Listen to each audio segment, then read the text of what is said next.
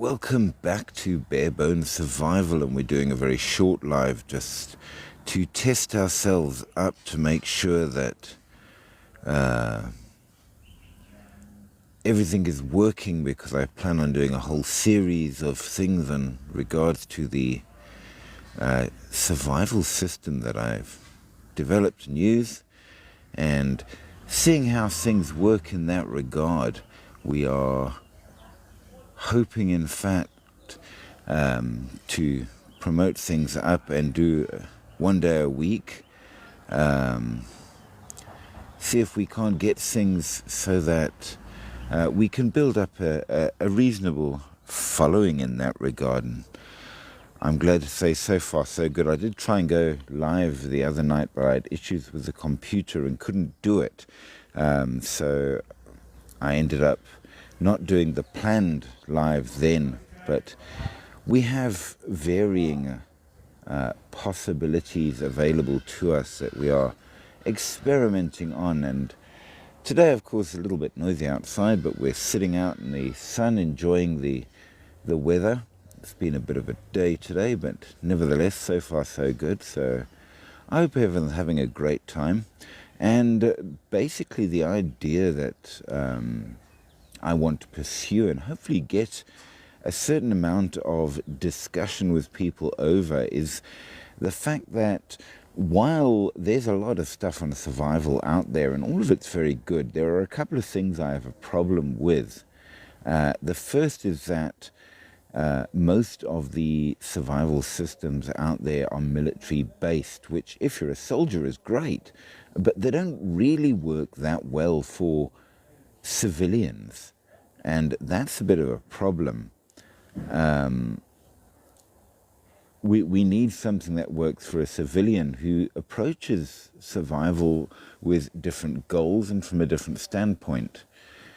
We also need a different set of thinking in that regard, and that means that we need to plan differently, choose our gear differently, dependent on our lifestyle, which is much different to the standard in that regard. So my take on it, such as it is going to come from a different viewpoint and a different standpoint, rather than the usual that everybody likes. Now, this is not to say that I am against being able to do all the things that the military do. Of course it is. It's absolutely very useful indeed. And the gear itself, in certain instances, is very useful. If you're going specifically out into the field, bushcrafting or whatever, a lot of the gear is very, very practical. But on the ordinary level, the everyday level, it isn't. You have issues with regard to what you can carry, how you can carry it, the weight that you can carry, because quite frankly, you're doing all kinds of other things as a civilian, and this has a serious impact, because by and large the most usual time in which a survival situation or an emergency might occur is going to be in your normal life, which means it's going to be in either one of two places for the most part, or while traveling between those two places. And those two places, of course, refer to either home or work, which means then that it's not going to be your standard trip out.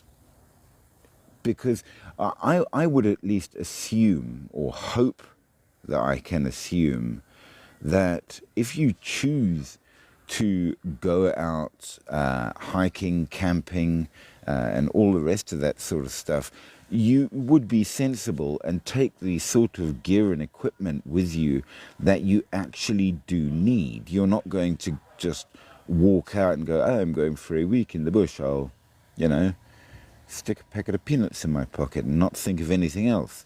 No, when you go out, you plan it. And because you plan it, you take gear appropriate too. And one thing which actually I did realize as things went along was that being out, I was in a position that whenever things happened, I was often in situations that were far harsher than a number of the other kinds of situations people have been in that were technically survival, where they failed even. But for me, it wasn't survival. It wasn't an issue for me because A, I had the gear that I needed to deal with it, and B, I was looking on it as just, a bit of rough camping. And yes, okay, so maybe a hefty storm turned up or whatever, but you dealt with it because it was just part of the camping.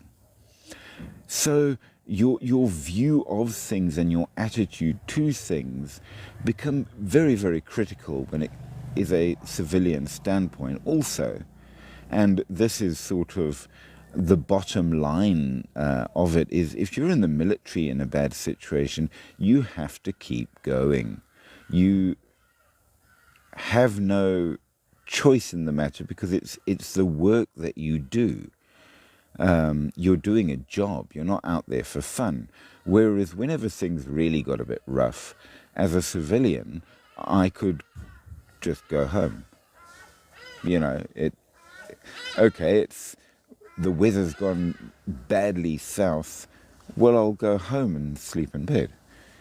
So your approach as a civilian isn't to continue and engage. It's to extricate you from the situation, and then it's not a survival situation anymore.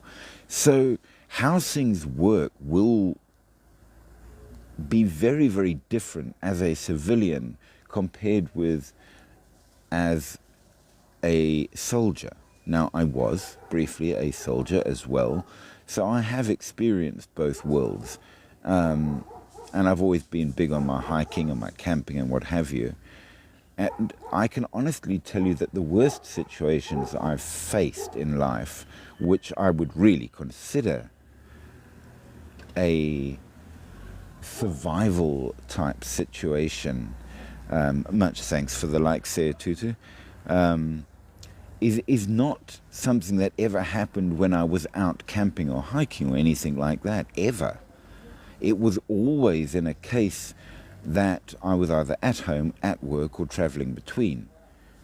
That's when the serious issues occurred, which means that your survival kit needs to be something that you can have on you as an EDC, an everyday carry, something part of your normal gear, which is light enough and easy enough to carry that you will have it in an emergency, which is very much different for a soldier. Well done there to Charity and Tutu on their #1 gifter badges, and much thanks to you both for all the likes. That's very, very kind of you. I started doing a lot of research because I've always been fascinated in survival. It's been a hobby of mine since I was about 5 years old, weirdly enough, where, as you can imagine, my survival kit generally involved having an extra sandwich and not much more. I've been interested in the idea, and I've grown up in very rural areas, mostly KZN. And I've always been one to go out into the bush, to do things in the bushes, to spend my day walking up and down the beach in a very rural area. Shame, it's quite sad actually. I went back to where I grew up, which when I was there was incredibly rural, up on the north coast. And man, it is so built up now, you cannot believe. Which is very sad in that regard. It's not what it was, but yeah. When obviously you can tell I'm extremely old. When I was doing doing all of that. There were no cell phones. If you went out, you were out till you got back. The rule generally for us Gen Xers was that you're home before it got dark. That was the rule. I don't think I wore shoes except when I went to school before I was 8. You just didn't. That was the sort of life we lived. So the kind of experience was very different, and skills and tricks and the ability to figure things out on your own was much more important than nowadays, which seems to be much more civilized and urbanized in many ways. So skills around that always, to me, have been important. But the kind of skills and things which I used when I was in the military were very different and required different levels compared with that which I've used as a civilian. So a good example just up there would be navigation. And all of these channels tell you need to have a proper lensatic compass. You've got to know how to use all the fancy bits on it and all. No, you don't. I used that briefly when I was a gunner. And then you had to be able to work down a target down to a few meters. You had to drop your azimuths and all of that and work out directions. Then you needed it. In every other occasion I've ever been in as a civilian, you need to know basic direction. So a simple compass is more than enough. And you need to know how to read a map. So map reading skills are far more important than using a fancy compass.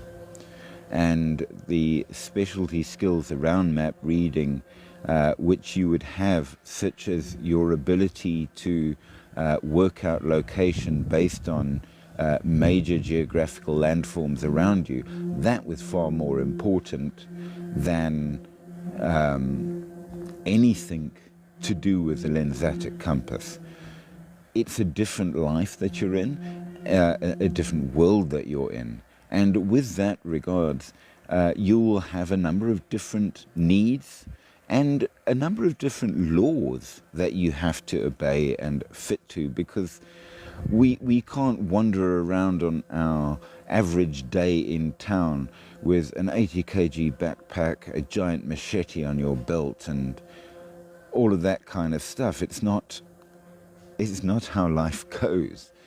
We have a different setup, a different way, but we still want to be able to manage decently should a survival situation or emergency occur. And with that in mind, I started developing my own system of survival. This was before the internet gave us the 10 C's that Dave Canterbury puts together and all of that, because that's military.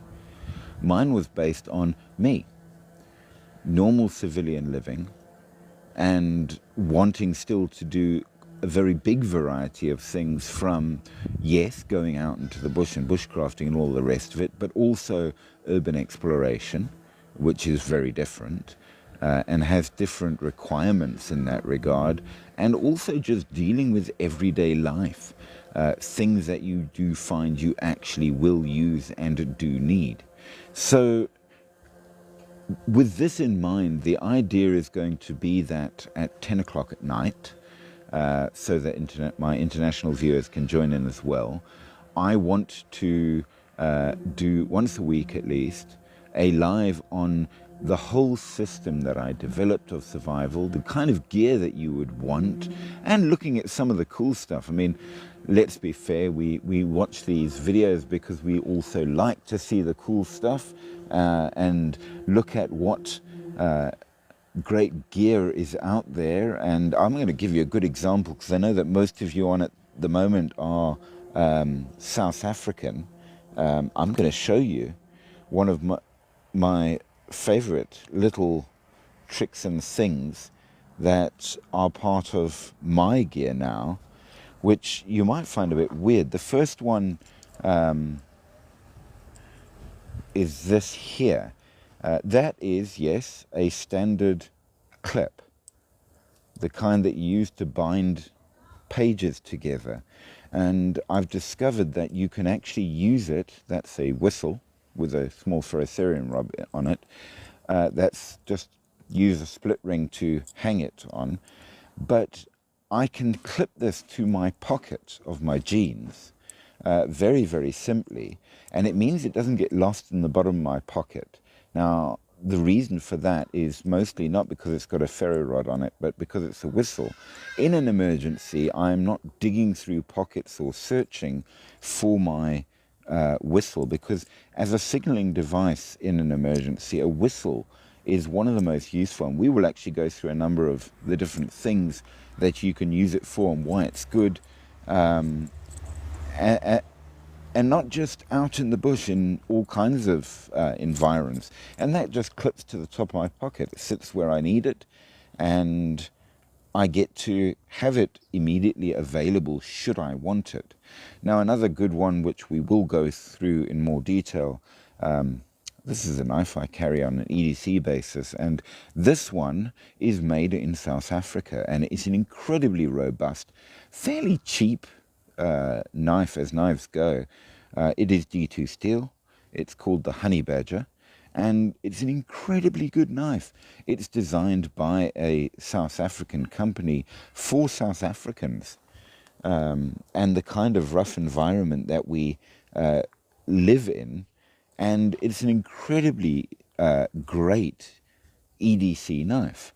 Now, basically, this means that we've got all sorts of things available in terms of survival. We also have a strong history of survival in our country, because we are a people that are good at it across the board, and we've got a lot of little things that we can add to the whole idea of survival from our own history that are incredibly useful and particularly good. I mean, not the least of which would be something like biltong, which is a South African staple right there, and really is the best kind of dried meat in the world, in my opinion. Another very interesting one that a lot of people don't think about in terms of food, mealie pup. It's actually pretty light to carry. It's very easy to cook. It's incredibly filling. And it makes a really great staple food if you're out bushcrafting or whatever. You know, in terms of surviving things, there's a lot of options available that just really work, that are particularly South African in many ways. And as I've gone into the whole survival thing, I've noticed that, at least in knives and stuff, a couple of the top American knife designers, they're not American, they're South African. Chris Reeves, who makes some of the best knives in the world, I knew him when he started. He came from Durban. And now he's one of the top American designers. No, he's not. He's South African, and his knives are way better than a lot of them. They are very, very good. And you can see he hasn't forgotten, because his knives have got names like the Umnumzan, and yeah, we know. So that's going to be the whole point of this. And in the future, as I say, I'm going to be doing this as a live, and hopefully I will be able to get people to think up things of their own and come on with questions and with comments and with answers of their own to different sorts of problems and systems that I do hope that you will enjoy. So look for this. Make sure you like, share, subscribe, and all the good things in that regard. And we'll see what we can do to do a particularly South African flavoured survival channel for us all. So until then, this is me, Barebones. Have a great one. Cheers, cheers.